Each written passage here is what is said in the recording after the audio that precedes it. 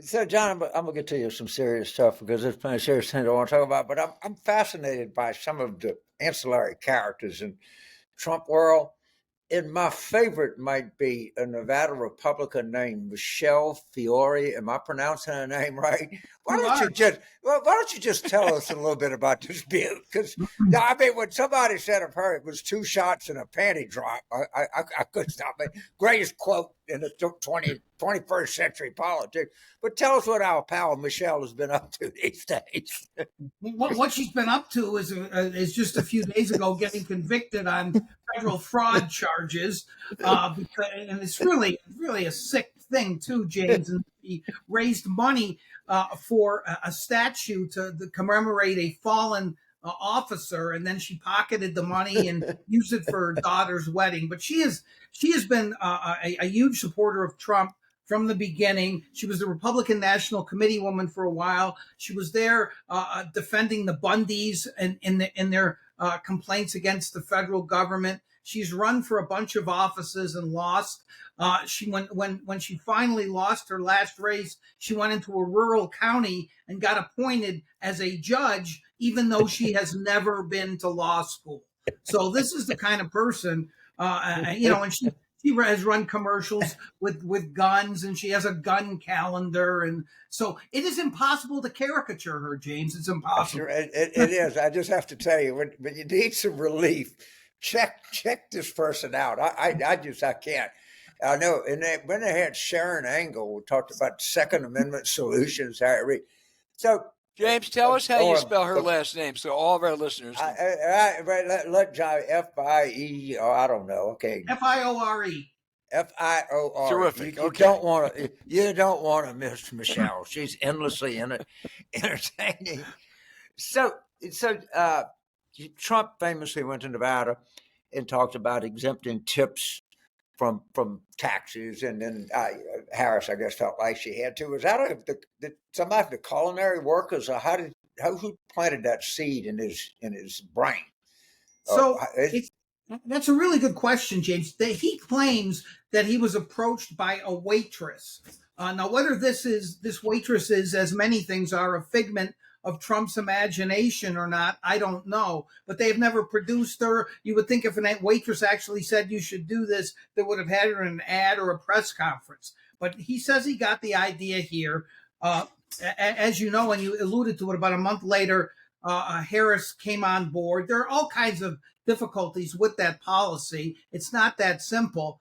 But I have to tell you, James, the fact that they're doing this campaign to write it on your receipts when you pay your bill and say no taxes on tips. The goal, of course, is to peel away some of the rank and file, even though the culinary and the other unions here have endorsed Harris. You know this as well as anybody. Sometimes the rank and file don't do what the leaders tell them to do. And so I think it's an interesting play because I think they figure if they can peel away enough of the rank and file, that helps them win the state.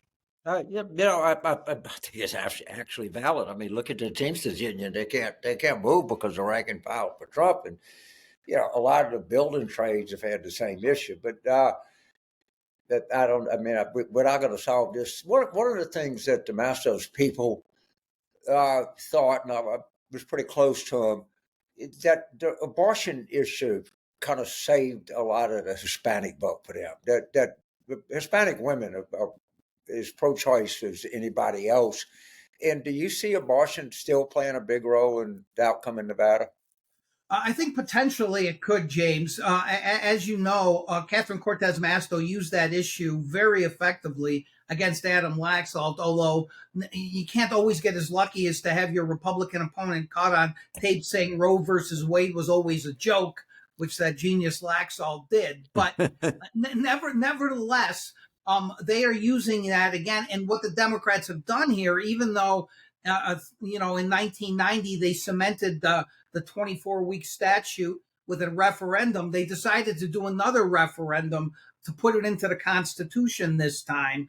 And that has been very effective, I think. They've gotten a lot of publicity for that. And so if this race, as I believe it is very close, that could help the Democrats at the margins. How much? I don't know. But it's also become a huge issue in the Senate race here in Jackie Rosen versus Sam Brown, because Sam Brown has had to be generous and evolving position on abortion, and Rosen has run a ton of media about abortion. And so I think it's going to be a factor. All the polling shows we're a 2-to-1 state on abortion. That's what it was in 1990. That's what it is in 2024. So I think they know what they're doing.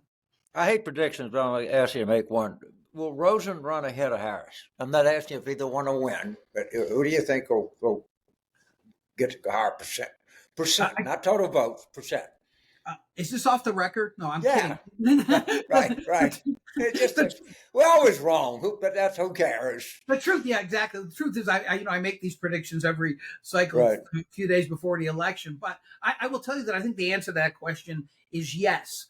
How far ahead? I don't think it's as much as the polls have been showing, but I think she will run ahead of Harris. Now, I find this somewhat mysterious, James, in the sense of who are these Trump Rosen voters? It's kind of bizarre. And I think I've come to the conclusion that there may be people voting. We have this crazy thing in Nevada, none of these candidates on the ballot. And some of these folks who are voting for neither of them may be voting for Rosen as well. It reminds me, before I turned up, 1987, I was working a race in Kentucky, and the former governor, Julian Carroll, told me he was undecided between Dukakis and Pat Robinson. And I said, Governor, you're the only son of a bitch in America that's caught between Pat Robinson and Mike Dukakis. Go ahead, Al. John, ahead. I'm going to pick up on that because 6 months, 9 months ago, if you wanted to list the most endangered Senate Democrats, Jackie Rosen would be in the top 5. And you're right. We'll see what happens Election Day. But no Democrat here puts her in the top 5 or 6. They think it's a done deal. Whether it is or not, we don't know. What's happened? Is it she's been better than expected, or Sam Brown hasn't been as good? I think both, Al. First of all, if I can, a little bit of context here. One of the products of the Reid machine's decimation of the Republicans since 2008 has been a lack of a bench here for the Republicans to get a really high quality candidate to run for an office like U.S. Senate. And so Sam Brown, who has a great personal heroic story to tell, badly burned, and he tells that story a lot. But he was in Texas just a few years ago, running and losing, moved to Nevada, ran for the Senate against Laxalt last time and lost pretty badly in the primary, although he did raise a lot of money. That was the best they can do. But they still had high hopes because Jackie Rosen is not a dynamic senator. She's more of a work behind the scenes kind of senator. But she has proven to be a formidable fundraiser, and her media has been superb. And Sam Brown's campaign just has not been nearly as good. And there is no poll internally that I've heard of or publicly that shows Sam Brown within 5 or 6 points. And there have been some double-digit leads for Jackie Rosen. Though I don't believe in this state that a U.S. Senate race is going to be a double-digit race, but it could be close to a margin of error race. Yeah. Republicans think they have a shot in a couple House races out there to unseat incumbent Democrats. Do they? No. I think they pulled out of their money a long time ago. Again, there are second or third tier candidates in those races, Al, for the reasons that I have articulated already about the bench. Now, Mike Johnson was in town over the weekend to do kind of like a nod towards a couple of those candidates, did events for them. He was really here to do an event for an October 7th remembrance event with the Republican Jewish Coalition, but they're spending no money here, Al. So listen, I think that the NRSC in the Senate race is still holding out some hope. They pulled all their money, but they claim they're coming back with hybrid ads as they are in a few other places, but they haven't made the buys yet. The House, they're spending no money, the National Republican Congressional Committee, like none. They're the 3 competitive races in Southern Nevada. Mark Amodei is going to win in Northern Nevada. He's the Republican. Yeah. John, James asked you about the abortion issue and the impact it would have. Let me ask you about another hot issue, immigration. How does it cut there? Well, going all the way back to someone James mentioned earlier, Sharon Angle, Republicans have used immigration here, even though we're not a border state, because we have a proportionally large percentage of undocumented workers. And so that has become an issue in the state legislature, and it's become an issue in the Senate race to some extent. Sam Brown has tried to gain some traction with it, and Trump is running some immigration ads here.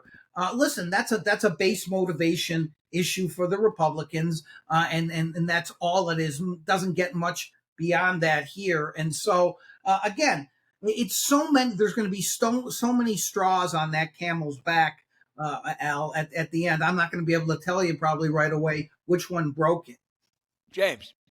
So, John, talking about the Reed machine, I can tell you there's something that we're behind that you involved in, so was Al, and that was the making of the film Carville, Winning Is Everything Stupid, which came out of the mind of Susan McHugh, who was 30 years old and chief of staff. And she said she watched the War Room and it inspired her, and she wanted to do one. And I said, great. The next thing I know, we got a director, and we've raised millions of dollars all because of Susan's energy, and we were very pleased that you were part of the film. So it was fun. So I have to tell you, Al, that was one of the most fun times I've had. It was a long time ago, too, by the way. Yeah. James, we sat down at the Wynn and spoke for about an hour and a half, and went back and forth and talked about all kinds of things. And that was way back then, by the way. James said bluntly to me that Biden shouldn't run, and this was at least a year and maybe more before that. But I have to tell you, I am personally very, very hurt that James essentially got me cut from the film. It's very, very painful. I know. I mean, really.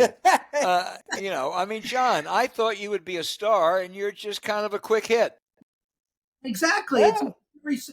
I can't even watch it, but I've heard from friends and from Susan that that there's like a blip of me at the end or something. It's very painful for me to have to deal with. So the only thing I can tell you to make anybody feel better, there was 60,000 minutes of tape they had, and they got it down to 92. So if you got 30 seconds, you did pretty goddamn good. I got to tell you that. Well, all right. I'm looking forward to seeing the film. I hear it's really quite good, and you're well deserving of it, James. And I'm serious. I really enjoyed that conversation. We had fun. Oh, it was fun. It was good. Hey, James, make a commitment. In the sequel, John will have a bigger part. Absolutely. That's the way it works. I'd like people who said, man, I stayed there for a goddamn hour. I didn't get nothing. So I have nothing to do with it. John Ralston, you were a terrific guest. Everything we want to know about Nevada, we hear from you. We'll be in touch in the next 3.5 weeks. But thank you so much. Thank you, man. It's always great being with you guys. Thank you. All right. I'll see you in Las Vegas. I promise you.